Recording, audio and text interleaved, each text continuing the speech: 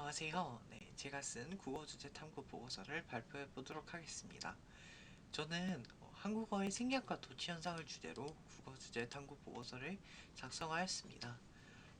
제가 이런 탐구를 하게 된 동기는 문장 성분과 문장 표현에 대해서 배운 다음에 완전한 문장이 되기 위해서 어떤 문장 성분이 있어야 되는지 알게 되었고, 또한 되게 주변에서 뭐 일상생활에서라든지 아니면 문학작품에서라든지 다양한 글들을 읽으면서 생략되거나 돋치는 문장을 접하면서 그런 문장들이 어떻게 의미를 가지고 성립을 할 수 있는지 그거에 대해서 궁금증이 생겨서 문장 성분에 대해서 깊게 탐구하고 그런 문장 성분이 언제 필요한지, 또는 그게 생략됐거나 뭐 문장 성분의 순서가 바뀌었을 때 그때 어떤 양상이 일어나는지 궁금하였습니다.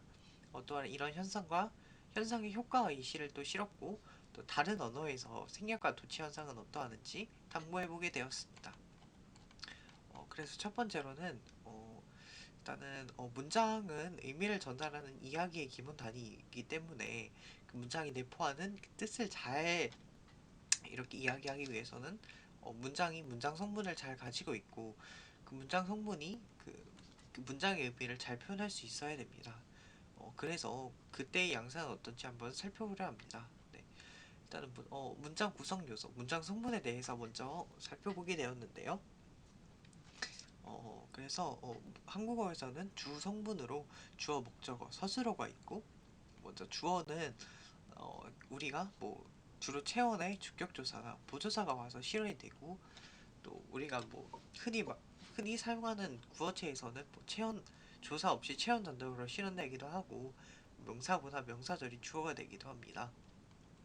또 서술어 같은 경우에서는 주어의 상태, 행위나 성질 등을 설명하고 뭐 용언의 어미가부터 활용하여서 실현이 되거나, 아니면 체언의 서술격 조사 이다가 붙기도 하고, 서술절 자체가 서술어가 되기도 합니다. 그래서 서술어 같은 경우에서는 용언의 뭐 선어말 어미, 전성 어미, 그 다음에 다양한 어말 어미가 붙어서 다양한 형태로 활용이 될 수 있다는 특징을 갖고 있습니다. 그 다음에 서술어가 문장 내에서 쓰일 때 그 서술어의 행위를 잘 표현하기 위해서 서술어의 자릿수라는 개념이 있는데, 이게 서술어의 자릿수라는 것은 서술어가 필요로 하는 문장 성분을 의미합니다. 그래서 뭐 먹다 같은 경우에서는 나는 라면을 먹다 이런 예문에서 나는 주어, 라면은 목적어로 이 주어와 목적어가 필요하다는 특징을 갖고 있습니다. 네, 뭐 놀다 불다 돌자처럼 또 서술어가 어떤 의미로 쓰이는지 따라서 자릿수가 달라지는 동사도 있고, 그래서 서술어가 굉장히 중요하기 때문에 그 문장 성분들이 알맞게 쓰였는지를 보아할 필요가 있다고 할 수 있습니다. 네, 목적어는 뭐 서술어가 묘사하는 행위의 대상을 나타내는 문장 성분이고, 목적격 조사라든지 보조사가 와서 실현이 되고, 또한 서술어 자릿수가 뭐 2개, 3개일 때는 목적어가 필수적으로 요구된다. 이런 특징을 갖고 있습니다. 또 보어에 대한 여러 의견도 실었는데요. 보어는 그냥 단순하게 뭐 물이 얼음이 되다 이런 예문에서 되다나 아니다 앞에 와서 이렇게 문장이 잘 실현해 줄 수 있게 도와주는 문장 성분이고, 복격 조사는 이 가가 있다. 하지만 보어에 약간 논쟁점도 실어놨는데, 그 만약에 물이 얼음으로 되다라는 문장에서 얼음으로는 보어가 아니라 필수적 부사어가 된다 특징을 갖고 있고, 뭐 필수적 부사어는 뭐 에으로 깨 등의 부사격 조사가 오기 때문에 뭐 그냥 보어나 뭐 그런 문장 성분으로 분리되지 않고 그냥 부사어다. 하지만 그냥 되다 아니다 앞에 오는 뭐 이가가 붙은 문장 성분을 단순히 보어로 분류하는 거에 하는 게 맞느냐, 이거에 대한 좀 논쟁도 있다. 왜냐하면 뭐 주격조사 이가와 복격조사 이가가 형태는 같기 때문에 어, 이거에 대해 여러 뭐 논박이 있다. 이런 특징을 가지고요. 그 다음에 관용어나 부사어 같은 경우에서는 문장을 주성분을 수식해주는 부속 성분에 속한다. 뭐 관형사나 관형격 조사 뭐 그런 게 와서 실현이 되기도 하고, 관형사는 체언을 수식하지만 뭐 부사어는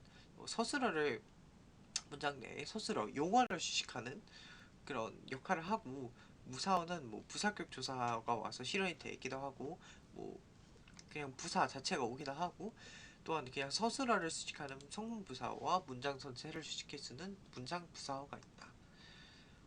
그 다음에 또 필수적 부사어, 뭐 서술어 자릿수가 3개일 때는 필수적 부사어가 필요하기도 하는 사례도 있다. 이제 뭐 생략과 도치를 좀 더 구체적으로 살펴보면 일단 생략의 효과는 그냥 문장 성분에서 되게 굳이 반복하지 않아도 될 말을 이렇게 생략을 함으로써 되게 문장을 간결하고 의사소통을 효율적으로 만들어주게 되는 긍정적인 효과가 있고요. 먼저 주어의 생략부터 살펴보게 되면 주어는 굉장히 한국에서 많이 생략이 되는데요. 뭐 첫 번째로 뭐 굳이 언급할 필요가 없을 때, 뭐 앞에 온 문장에서 이미 행위의 대상이 묘사가 되었을 때 뒤에 오는 문장 같은 경우에서는 그 행위의 대상이 같다는 의미를 같을 때는 주어가 생략되기도 하고 어떤 의문문, 명령문, 뭐 단순 상황을 표시하는 그 문장 같은 경우에서는 주어가 생략되지 않고 어, 그 다음에 그래서 주어의 생략을 위해서는 뭐 행위의 주체가 명확하게 지정되어야 함이 선제 조건임을 알 수 있습니다. 네, 그래서 이렇게 주어 생략 현상이 통계적으로 얼마나 일어났냐 이거를 해석해본 그 자료가 있는데 그 자료의 분석에 따르면 영화 리틀 미스 선샤인이라는 스크립트에서 한국어 같은 경우에는 주어가 생략된 문장이 67%였고 뭐 다른 영화의 스크립트도 60% 이상이었다. 그래서 한국어에서는 굉장히 주어가 생략되는 경우가 많다. 이걸 알 수 있고 서술어의 생략 같은 경우에는 일단 우선 한국어는 서술어가 굉장히 문장에서 굉장히 중요한 역할을 하고 뭐 서술어에 어떤 뭐 보조사 뭐 어떤 뭐 앞에 뭐 부사가 붙거나 이거에 따라서 문장 의미가 굉장히 많이 달라지기 때문에 서술어가 굉장히 중요하다. 그래서 서술어가 되게 생략이 많이 되진 않고 뭐 문맥상으로 서술어가 뭔지 알았을 때나 아니면 뭐 두 문장이 겹쳐져 있을 때 이때 정도만 가끔씩 생략이 된다. 그래서 앞에서 언급했던 영화 스크립트에서도 한 4%그 정도밖에 서술어가 생략된 문장이 없다. 그래서 한국에서 굉장히 서술어 자체는 굉장히 살려서 말하는 경우가 많다. 이것을 알 수 있습니다. 목적어 또한 그 필수 성분이기 때문에 일반적으로 생략이 되지 않지만 여기서는 문장의 초점에 따라서 생략이 될 수 있느냐 없느냐 그걸 알 수가 있는데 어, 문맥상으로 만약에 얼마 동안 물회성을 쌓았니? 이러는 질문에 대한 대답으로 뭐 우리들은 하루 동안 쌓았다 해서 목적어는 생략됐지만 이 문장이 전하려는 그 중심 의미는 목적어에 있는 것이 아닌 하루 동안이라는 부사어에 있기 때문에 이때는 목적어가 생략되어도 그 문장의 의미는 실현되었다고 볼 수 있다. 어, 이런 목적의 생략의 메커니즘을 다뤘고요. 네. 그 다음에 그래서 뭐 문맥상으로 전에 언급이 되었 대상이거나 아니면 문장이 뭐 초점 정보가 다르거나 그럴 때 문장 성분이 생략기도 한다 알 수 있습니다. 그래서 한국어에서는 뭐 주어, 목적, 서술어 순으로 이렇게 생략이 된다. 그 다음에 조사의 생략도 이거는 안쪽으로 조금 다뤘는데요. 아까 언급했듯이 뭐 주어 같은 경우에서는 실현되면서 주격조사, 격조사가 많이 생략이 되기도 하고 하지만 뭐 간역격 조사 같은 경우에서는 목장의 소를 목장소로 바꾸는 거는 어색하다.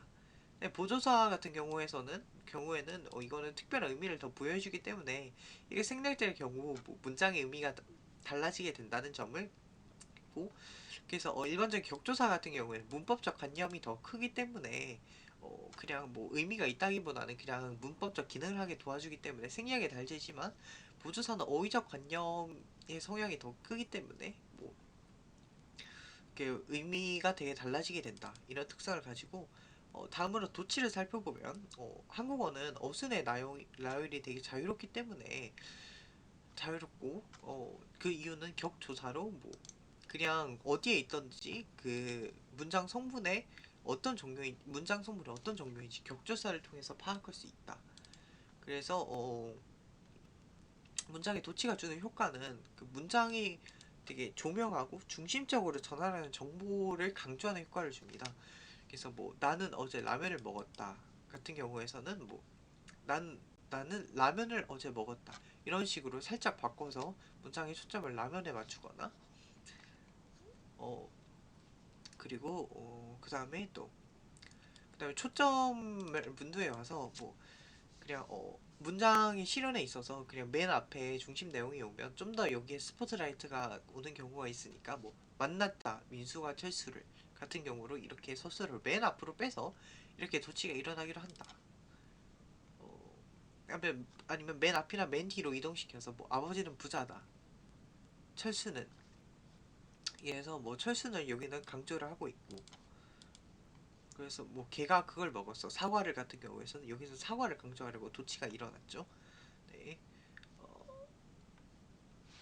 그 다음에 뭐 수식되는 말을 도치시켜서 그 수식되는 특징을 이렇게 수시로 확인합니다. 그래서 그 파스타를 매일 먹는다. 그 맛있는 음식을 같은 경우에서는 파스타가 맛있는 음식이라는 것을 강조하는 효과를 주죠. 네. 그 다음에 그 다음에 또 개수와 양을 표현하는 부분이 또 도출될 때는 도치에 따라서 의미가 가능성이 달라질 수 있다는 점이 다른 성분을 도치시키기보다 더 크다라는 점을 했습니다. 그래서 뭐 앞에 가던 두 대의 차가 멈춰섰다에 뭐 두 대를 뭐 다른 데로 옮긴다면 뭐 두 대에 멈춰섰다 이렇게 바꾸면 뭐 의미가 되게 중의성을 띠거나 달라지기도 하고 또한 비문 이렇게 개수와 양을 표현하는 부분이 이렇게 도치되면서 되게 비문이 되지만 뭐 부조사를 더 붙인다면 의미 전달이 될 수 있다. 이런 점도 도치가 일어나면서 이런 양상을 보인다 이렇게 할 수 있습니다. 그래서 되게 문학 작품을 예시로 들면 뭐 모란이 피기까지 해서 이렇게 나는 기다리고 있을 때 목적어 부분을 뒤로 빼서 이렇게 뒤를 강조하고 찬란한 스품의 봄이라는 점을 강조하고 그다음에 서해 같은 경우에서는 여기 가보진 않았습니다. 원래는 어쩌면 당신이 거기 계실지 모르기에 뭐 가보지 않았다 이렇게 해야 되지만 이 아예 두 부분을 이렇게 나눔으로써 당신에 대한 그림을 더 부각을 하고 깃발 같은 경우에는 누구인가 여기서 그는 누구인가 해서 그는 부분을 이렇게 뒤로 뺐죠. 네. 그래서 이렇게 도치 생략과 도치 같은 경우에서는 되게 문장의 초점을 바꾸거나 아니면 문장을 되게 효율적으로 만들어준다거나 이런 효과가 있다고 볼 수 있고 다른 언어의 문장 구성을 조금 보면 언어 유형학적으로 한국어는 교차어이기 때문에 쉽게 말하자면 이렇게 어근과 접사가 결합해서 이렇게 단어가 형성이 되고 그 다음에 격조사와 같은 문법적 기능이 실현되는 이런 장치가 있습니다. 그래서 그 문장 성분이 어떤 건지를 그냥 문장 성분 하나만 보았을 때 알 수 있는 특징이 있고 있어가지고 도치가 일어나도 되게 문장 성분의 종류가 많이 일어날 수 있지만 성분의 종류를 알 수 있지만 영어 중국어는 고리버라는 그 말 그대로 되게 자리가 품사를 결정한다. 이런 되게 문법이 통하는 언어이기 때문에 그래서 되게 도치를 할 경우에서는 그 의미가 완전히 달라지거나 문법적으로 말이 안 되기도 합니다. 그래서 먼저 영어의 도치를 살펴보면 영어의 생략과 도치를 살펴보면 영어는 생략과 도치는 그렇게 크게는 일어나지 않습니다. 왜냐하면 어순이 굉장히 중요하기 때문에 그래서 아까 그러니까 통계적인 연구에서 뭐 주어 같은 경우에서 한국어보다 훨씬 덜 생략이 되고 서술어 같은 경우에서는 뭐 서술어 별로 생략이 안 돼가지고 영어 같은 경우에는 한국어에 쓰면 주어가 생략이 될 때 영어 같은 경우는 가주어나 뭐 특수한 구문의 it 등으로 많이 실현이 되는 특징을 갖고 있고 하지만 뭐 의문문이나 강조구문, 뭐 특수 구문 같은 경우에서는 도치가 가끔씩 일어나기도 합니다. 중국어 같은 경우에도 고리버이기 때문에 뭐 어수는 잘 바뀌지 않지만 그냥 뭐 주어 같은 경우에는 의외로 되게 많이 생략이 되기도 합니다. 그 다음에 독일어 같은 경우에서는 그 단어의 형태가 바뀌면서 문법적 기능이 달라지는 굴절어에 속하기 때문에 뭐 한국어와 마찬가지로 단어 자체에서 어떤 문장 소문인지 격을 알아낼 수 있기 때문에 도치가 조금 더 자유롭습니다. 영어나 중국어보다. 그래서 도치 구문이 독일어에 되게 많이 있는데 그래서 부사어를 맨 앞으로 빼고 그 다음에 서술어와 주어의 자리를 바꿈으로써 이렇게 도치에 효과를 주는 도치 구문도 되게 많고 뭐 의문문이나 명령문 같은 경우에서는 아예 도치가 일어나서 이렇게 실현이 되게 됩니다. 그래서 이게 주어 목적어 서술어는 뭐 반드시 있어야 되지만 때때로 생략이 가능합니다.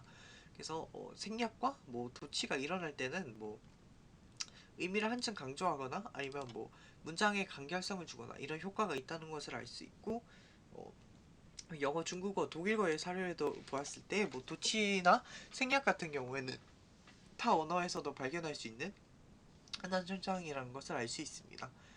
그래서 도치나 생략 구문이 되게 우리가 되게 많이 접할 수 있음을 알면서 효율적 의사소통을 위해서는 그 생략과 도치가 어떻게 일어나는지 파악을 하면서 우리가 담화를 이끌어내야 되고, 또한 뭐 글을 쓸 때 있어도 뭐 생략과 도치를 적절하게 사용하여서 말을 간결하면서도 중심 의미를 잘 전달할 수 있게 사용한다는 점이 중요하다고 볼 수 있습니다.